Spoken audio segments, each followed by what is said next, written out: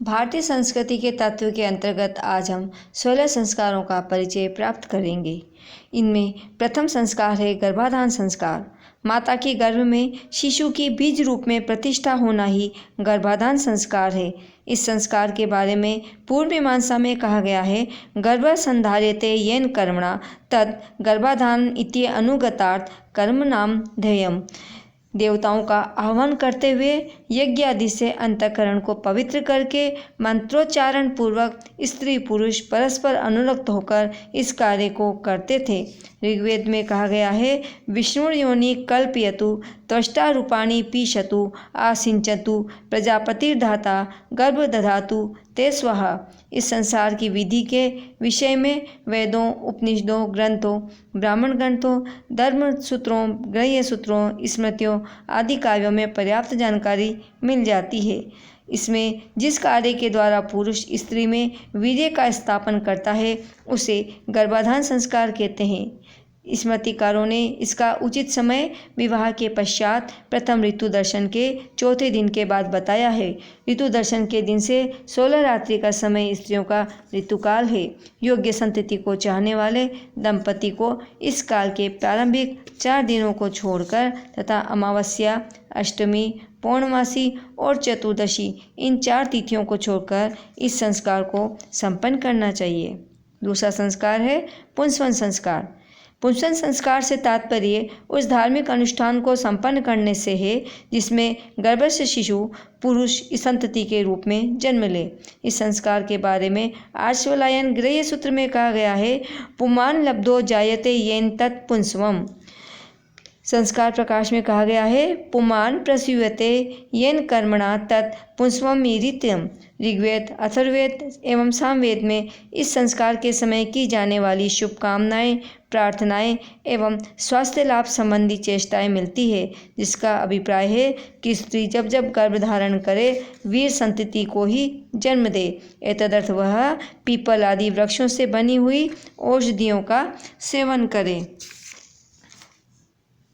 इस संस्कार को द्वितीय अथवा तृतीय महीने में करने का निर्देश दिया गया है।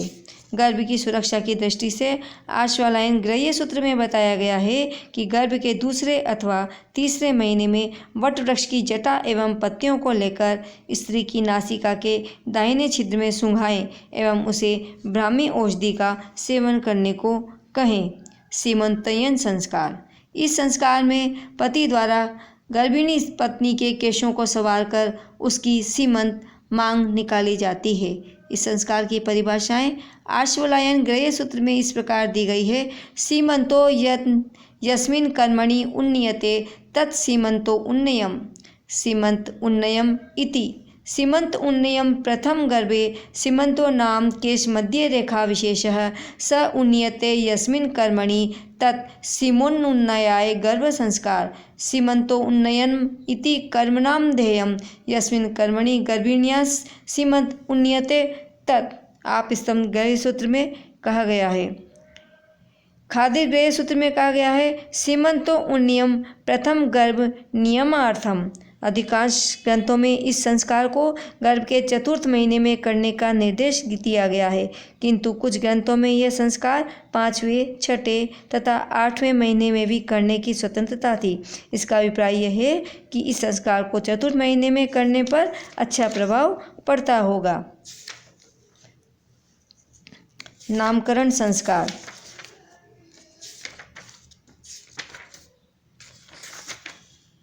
प्रत्येक व्यक्ति का कुछ न कुछ नाम होता है। इस संसार में नाम वह तत्व है जो व्यक्ति को सामान्य से विशेष बनाता है, उसकी पहचान बनाता है। अतः नाम का बड़ा महत्व है। व्यक्ति का नाम होना अत्यंत आवश्यक है। इसी दृष्टि से माता पिता एवं परिवार के अन्य सदस्य शिशु के जन्म के अवसर पर उसका नाम रख देते हैं। नाम की आवश्यकता तथा महत्ता को भी दृष्टि में रखकर हमारे धर्माचार्यों ने नाम रखने का भी एक संस्कार विहित किया। तदनुसार शिशु का नामकरण संस्कार भी उसके अन्य संस्कारों के ही समान धार्मिक विधि से किया जाता था। नामकरण की परंपरा वैदिक युग से ही थी। प्रमाण स्वरूप कुछ उदाहरण है। ऋग्वेद में है, बृहस्पते प्रथमं वाचो अंग्रयत प्रेरत नामधेयं दधाना। वहीं कहा गया है यो देवानाम नामधा एक एव। अथर्ववेद में कहा गया है को अस्मिन रूपम अधात को मय्यानम च नाम च। यजुर्वेद में कहा गया है को असि कतमो असि कस्य असि को नामासि यस्य ते नामाम अहि यम त्वा सोमेनाप्रति कृपाम। नामकरण के लिए निर्धारित दिन के विषय में हमारे ग्रंथकार परस्पर सहमत नहीं है। जन्म से 10वें, 11वें, 12वें, 13वें, 16वें अथवा 100वें दिन भी नामकरण संस्कार हो सकता है। वीर मित्रोदय के अनुसार नामकरण ब्राह्मण का 12वें, क्षत्रिय का 10वें, वैश्य का 13वें दिन अथवा क्रमशः 16वें, 19वें और 32वें दिन भी हो सकता है। कुछ लोग यह भी मानते हैं कि कुछ वर्षों के पश्चात भी नामकरण संस्कार संपन्न किया जा सकता है। आचार्य मनु ने निर्देश दिया है कि यह संस्कार 10वें या 12वें दिन संपन्न करना चाहिए अथवा किसी पुण्यतिथि या शुभ मुहूर्त और नक्षत्र में ही संपन्न करना चाहिए। नामधेयं दशम्यां तु द्वादश्यां वास्य कार्येत पुण्यतिथो मुहूर्ते वा नक्षत्रे वा गुणान्विते। निष्क्रमण संस्कार। शिशु के जन्म के पश्चात प्रसूति गृह से पूजा स्थल में लाया जाता है, किंतु घर के बाहर एकदम से उसे नहीं ले जाया जाता। संभवतः इसलिए कि 9 महीने तक घर में रहने के बाद बाह्य वातावरण में अकस्मात निकलना उसके लिए प्रतिकूल भी हो सकता है। इसीलिए शुभ नक्षत्र एवं शुभ मुहूर्त देखकर जन्म के कुछ समय पश्चात ही उसे बाहर ले जाया जाता था। इस प्रकार विधि विधान से शिशु को घर से बाहर लाना ही निष्क्रमण संस्कार कहलाता है। ऋग्वेद में कहा गया है समुद्राधूर्मिं धूमाम उदारयेत। वहीं कहा गया है सोमः पुनानो अव्यये वारे शिशुर्न क्रीडन पौमानो अक्षा। अन्नप्राशन संस्कार। यह जातकर्म संस्कार में भी कहा जा चुका है कि बच्चे को घृत और मधु का मिश्रण दिया जाता था तथा उसे माता का दूध मिलता था। कुछ समय तक माता का दूध ही बालक का संपूर्ण आहार होता था, किंतु बढ़ते हुए शिशु के लिए माता का दूध पर्याप्त नहीं होता होगा। अब वह दूध के साथ अन्न को पचाने के योग्य हो जाता है, अतः उसकी क्षुधा शांत करने के लिए, शरीर का समुचित विकास करने के लिए ऊपरी भोजन अनिवार्य हो जाता है। जब शिशु को पहली बार इसी उद्देश्य से अन्न दिया जाता था, तब जो धार्मिक कृत्य किए जाते थे उन्हीं का नाम अन्नप्राशन संस्कार है। इस संस्कार का प्रारंभ वैदिक युग से ही हो चुका था। चूड़ाकरण संस्कार। इस संस्कार में शिशु के बाल पहली बार काटकर शिखा रखी जाती थी। इसी संस्कार का मुंडन नाम आज भी प्रचलित है। इस संस्कार का आयोजन वैदिक काल से ही हो चुका था। वैदिक साहित्य में इसके अनेक प्रमाण मिलते हैं। चरक और सुश्रुत ने शिशु की पुष्टि, पवित्रता, दीर्घायु, सौंदर्य की दृष्टि से इस संस्कार को आवश्यक माना था। चरक संहिता में कहा गया है पौष्टिकम वृष्यम आयुष्यम शुचिरूपम विराजमानम केशम अश्रुत खादीनाम कर्तनम संप्रसादनम। कर्णवेद संस्कार। इस संस्कार में शिशु के कानों को छेदा जाता था, किंतु इस संस्कार के विषय में वेद, ग्रह्य सूत्र एवं स्मृति साहित्य में बहुत विस्तृत जानकारी का स्रोत नहीं मिल पाता। अथर्ववेद में कहा गया है लोहितेन स्वधितिना मिथुनम कर्णयो कृधि अकर्तामश्विना लक्ष्म तदस्तु प्रजया बहु। इस संस्कार का उपयुक्त समय जन्म से 3रा वर्ष अथवा 5वां वर्ष माना गया है। इसके अतिरिक्त 6ठे, 7वें, 8वें महीने में अथवा 1 वर्ष में इस संस्कार का विधान किया जाता था। कुछ विद्वानों के मत में इस संस्कार का समय जन्म से 12वें अथवा 16वें दिन माना गया है। इस संस्कार को पूर्वाह्न या मध्याह्न में संपन्न करना चाहिए, रात्रि में नहीं करना चाहिए। विद्यारंभ संस्कार। इस संस्कार को अक्षरारंभ, अक्षर लेखन आरंभ, अक्षर स्वीकरणम आदि नामों से अभिहित किया गया है। ग्रह्य सूत्रों, धर्मसूत्रों एवं स्मृति साहित्यों में इस संस्कार के विषय में कोई सामग्री नहीं मिलती। यह संस्कार मान्य 16 संस्कारों के बीच में उल्लिखित नहीं है, किंतु कुछ ग्रंथों में इसके प्रमाण मिलने के कारण इसके बारे में विवेचन किया जा रहा है। ऋग्वेद में कहा गया है भारती ले सरस्वती या वह सर्वा उपब्रुवे ता नश्चोदियत श्रिये। इन दोनों मंत्रों में ऐश्वर्य एवं प्रशस्ति के लिए सरस्वती से प्रार्थना की गई है। विद्या रूपी धन की याचना करना अथवा अप्रशस्त को प्रशस्त अर्थात ज्ञानवान बनाने की प्रार्थना करना विद्यारंभ संस्कार में की गई विद्या की देवी सरस्वती की पूजा है। इस संस्कार में अन्य संस्कारों की भांति स्वस्ति वाचन पूर्वक श्री गणेश पूजा आदि संपन्न करनी चाहिए। बालक को स्नान करा के होम आदि संपन्न कराना चाहिए। गुरु को पूर्व दिशा की ओर मुख करके बैठना चाहिए। वेदारंभ संस्कार। इस संस्कार का नामोल्लेख केवल व्यास स्मृति के द्वितीय चरण में मिलता है। ग्रह्य सूत्रों एवं स्मृति ग्रंथों में इसकी प्रत्यक्ष चर्चा अथवा नामोल्लेख नहीं मिलता। तथापि इस संस्कार के स्पष्ट संकेत इन ग्रंथों में अवश्य मिल जाते हैं। सावित्री मंत्रोपदेश के पश्चात जब पुरोहित ब्रह्मचारी को वेद पढ़ने का आदेश देते हैं, तब त्रिरात्र व्रत द्वारा शिष्य की परीक्षा ली जाती है। तब मेधा जनन से संबंधित स्थितियों के पश्चात ही इस संस्कार का अवसर आता है, क्योंकि हमारी संस्कृति में वेद अपौरुषेय तथा परम पवित्र माने गए हैं। अतएव इनको ग्रहण करने के लिए मन, वाणी एवं शरीर की पवित्रता परम अपेक्षित है, जो उपनयन संस्कार के बाद ही विद्यार्थी में आती है। एतदर्थ विद्यार्थी को ब्रह्मचर्य का पालन करना पड़ता था। वेदाध्ययन के पूर्व यज्ञोपवीत धारण करना एवं ब्रह्मचर्य व्रत का पालन करना अति आवश्यक था। समावर्तन संस्कार। सम तथा आ उपसर्ग पूर्वक व्रत धातु से ल्यूट प्रत्यय लगाकर निष्पन्न हुए समावर्तन शब्द का अर्थ है वेदाभ्यास के पश्चात युवक का घर लौटना। उपनयन संस्कार बालक के गुरुकुल में प्रवेश का संस्कार था और समावर्तन वहाँ से लौटने का संस्कार था। वैदिक साहित्य, ग्रह्य सूत्र एवं स्मृतियों में इस संस्कार का परिचय उल्लेख है। समिधा धारण करने से तेजस्वी, कृष्ण मृग चर्म धारण करता हुआ, बड़ी हुई दाढ़ी मूंछ धारण करने वाला ब्रह्मचारी शीघ्र ही लोगों को एकत्र करता हुआ, उन्हें उत्साहित करता हुआ पूर्वी समुद्र से उत्तरी समुद्र तक पहुंचता है। हित की बात सोचता हुआ ब्रह्मचारी जल के समीप पहुंचता है। ज्ञान के समुद्र में तपा हुआ वह ब्रह्मचारी स्नान करके अत्यधिक तेजस्वी होकर इस पृथ्वी पर अत्यधिक सुशोभित होता है। विवाह संस्कार। प्राचीन काल में 8 प्रकार के विवाह मान्य थे। ब्राह्म, देव, आर्ष, प्राजापत्य, असुर, गांधर्व, राक्षस तथा पैशाच विवाह। सूत्रकारों एवं स्मृतिकारों ने ब्राह्म विवाह को सर्वश्रेष्ठ माना है। यद्यपि ब्राह्मण के लिए ब्राह्म, देव, आर्ष, प्राजापत्य, असुर, गांधर्व 6 विवाह उपयुक्त थे। क्षत्रिय के लिए असुर, गांधर्व, पैशाच, राक्षस 4 विवाह उपयुक्त थे।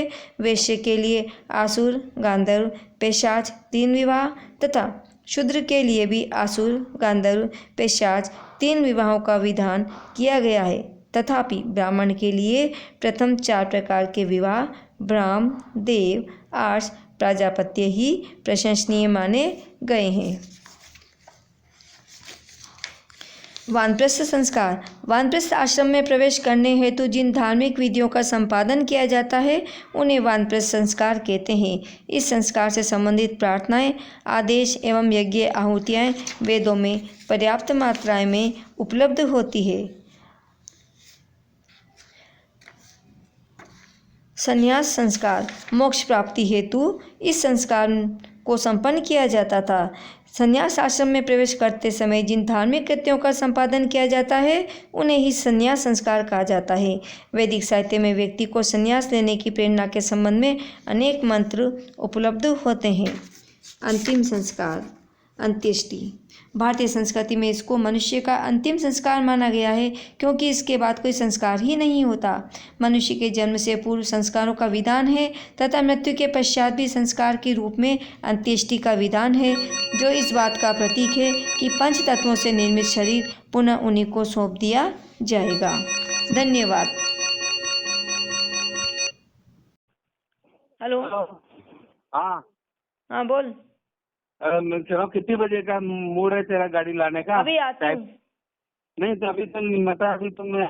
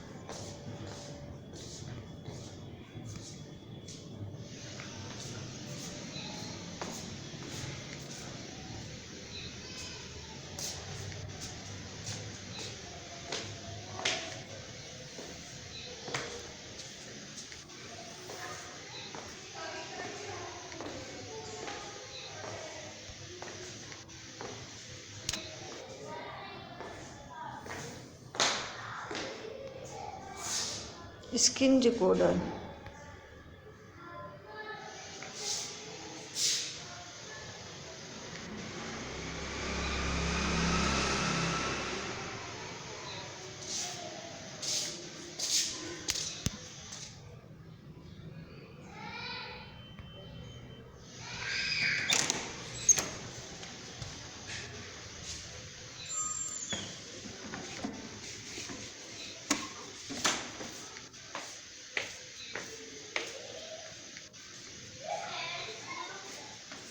नहीं होगा तो फिर करेंगे मूवीज।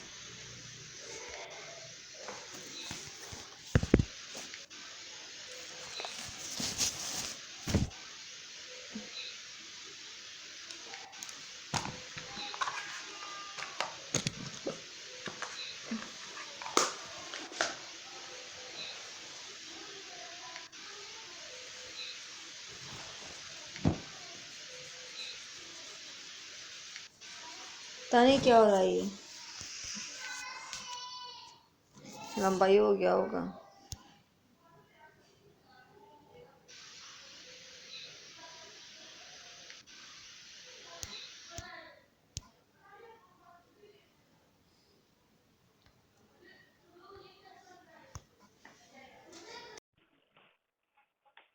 क्या करूं, कुछ तो खा जाऊं। नमस्कार। हमारा देश और पूरा विश्व आज कोविड-19 की चुनौती का सामना कर रहा है। कोविड-19 अभी नहीं हुआ है, ऐसे में हमारा फर्ज है कि हम करें। इसलिए जब तक नहीं तब तक कोई ढिलाई नहीं। कोरोना से बचाव के लिए जरूरी है नियमित रूप से हाथ धोना, मास्क पहनना और आपस में उचित दूरी बनाए रखना। याद रखिए, 2 गज दूरी, मास्क है जरूरी। खांसी, बुखार या सांस लेने में कठिनाई होने पर हेल्पलाइन नंबर 1075 पर संपर्क करें। दूध पीने का भी टाइम नहीं है।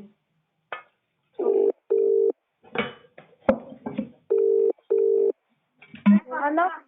हाँ हाँ सर। लो पापा